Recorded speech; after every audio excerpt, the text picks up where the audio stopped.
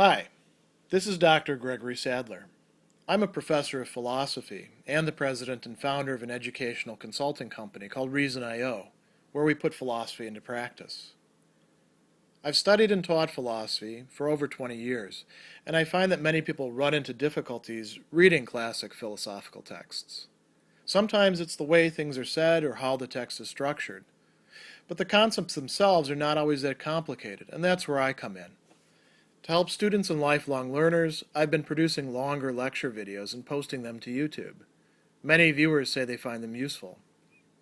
What you're currently watching is part of a new series of shorter videos, each of them focused on one core concept from an important philosophical text.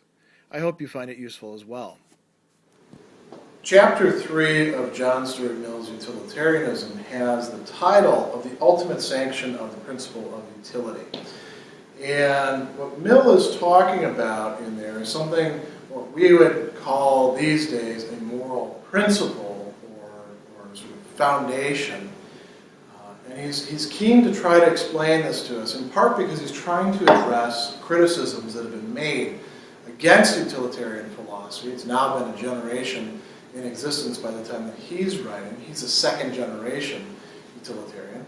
And a lot of people have said, and he gives this challenge here, I feel that I'm bound not to rob or murder, betray or deceive, but why am I bound to promote the general happiness, which is the greatest happiness principle, or the principle of utility? What is the ultimate ground for this? Why do I have here's a key word, duty to promote the general happiness? Bentham had one set of answers. Mill is going to provide some others, and they have to do in part with his conception of psychology.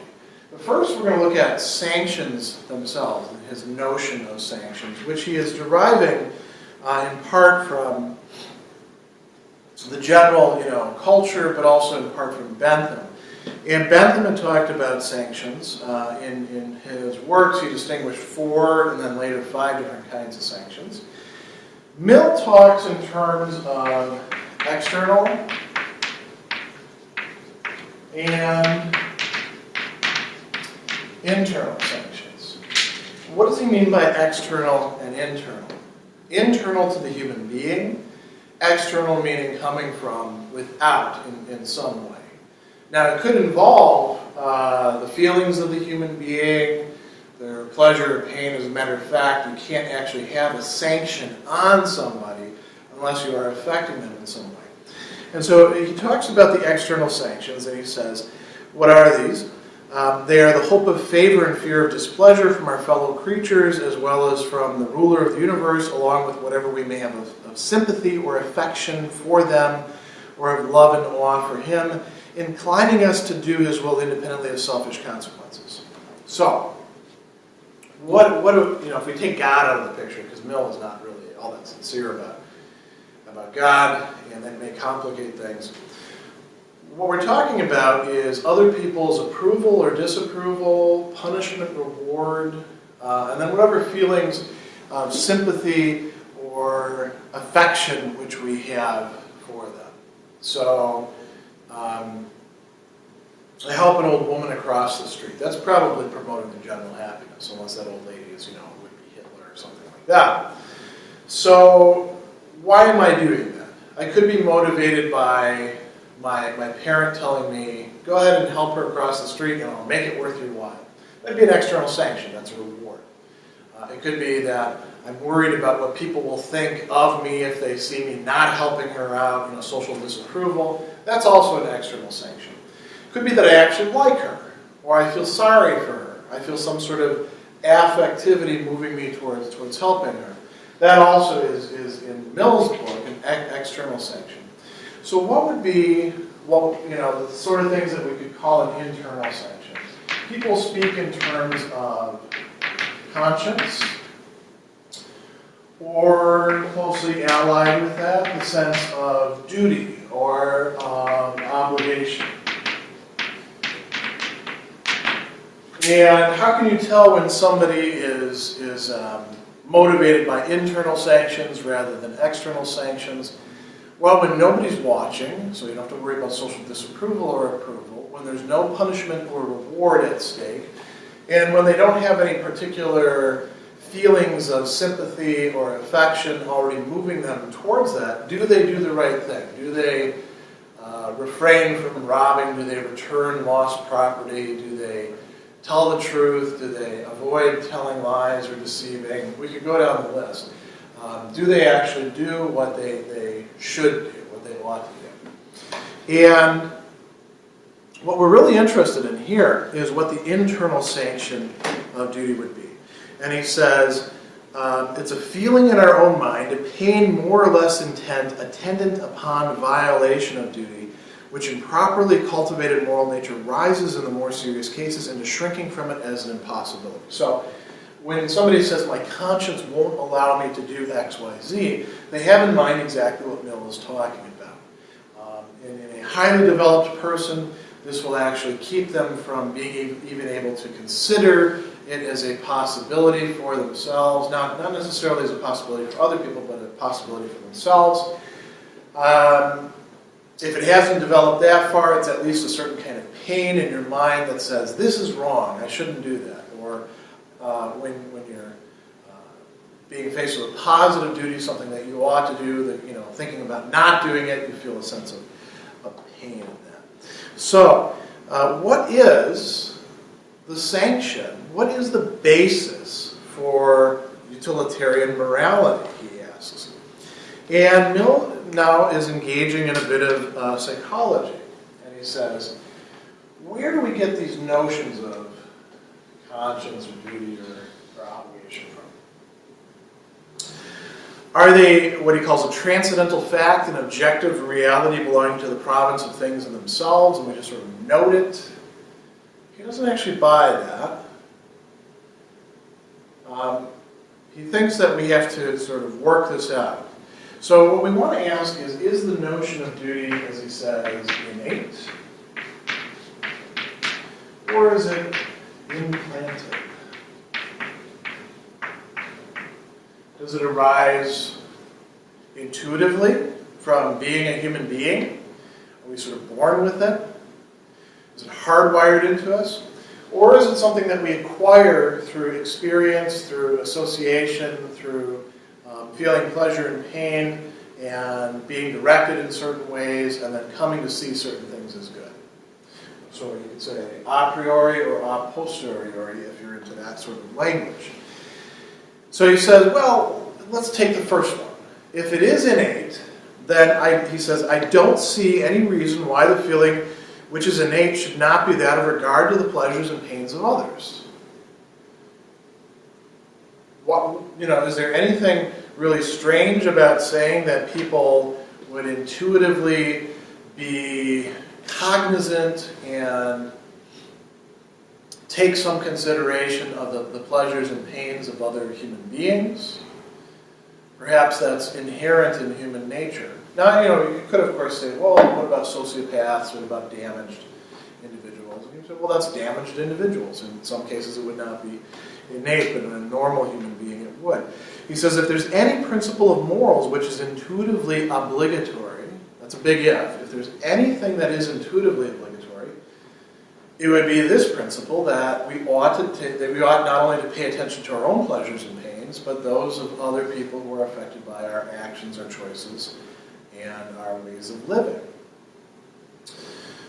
Now, Mill doesn't actually think that it is innate, but he's covering his bets if one does think it is. And he says, if these moral feelings are not innate but acquired, they're not for that reason less natural. It is natural to man to speak, to reason, to build cities, to cultivate the ground. It's also natural to human beings to cultivate themselves, to have rules of right and wrong, to have a sense of obligation, of duty, of conscience developing. So he says, the moral faculty, if not a part of our nature, it's not something we're born with full-blown, is a growth from it. Capable like them, like other things, in a certain small degree of springing up spontaneously. So some degree of morality would sort of just come out of our nature. nature. And then the rest of it is susceptible of being brought to, by cultivation, to a high degree of development. That means that our environment and our own sort of self-reflective choices would play a huge role in forming the kind of persons that we are, in determining how strong and what direction this actually takes. So from Mill's perspective, if you've got somebody who's completely, conscienceless, it could be a product of being in a terrible, terrible environment that gives all sorts of counterproductive messages about these sorts of things. So he's talking about moral associations and whether there's a natural basis of sentiment for utilitarian morality. If it is implanted, where are we going to get this from?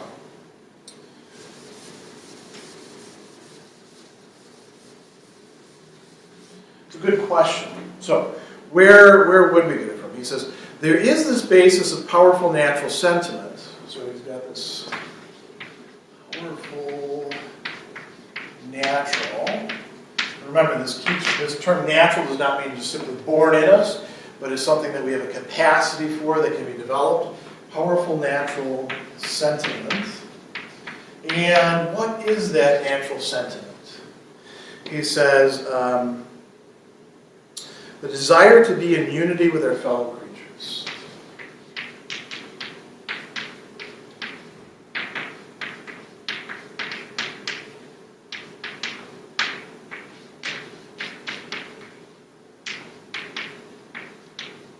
Fellow human beings. And so that is going to lead to utilitarian choices and actions. Those in turn are going to, sort of a cycle here, are going to reinforce this powerful natural sentiment over time through habit, through the force of habit, through the force of association, and produce in us a condition of sort of naturally thinking about how our actions, our choices are going to affect other people in terms of their own pleasures, their own pain, their own happiness, their own misery.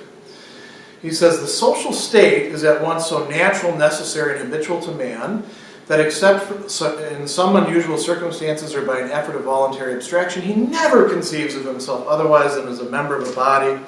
And this association is riveted more and more as we are removed from the state of savage independence. So Mill is actually telling a story here where originally we are sort of like the Cyclops in the Odyssey that, which Greek political theorists pick up on.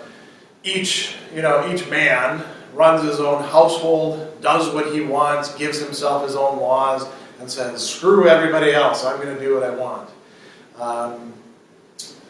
Mill thinks that as we become more developed, as we get away from this state of total barbarism or savagery, we begin to take more and more heed of other human beings because we more and more understand, express, fulfill this desire to be in unity with other human beings that makes us feel good, so we do it some more, and eventually it becomes sort of second nature to us. So he says, that's sort of the basis. Now, how does this actually take shape?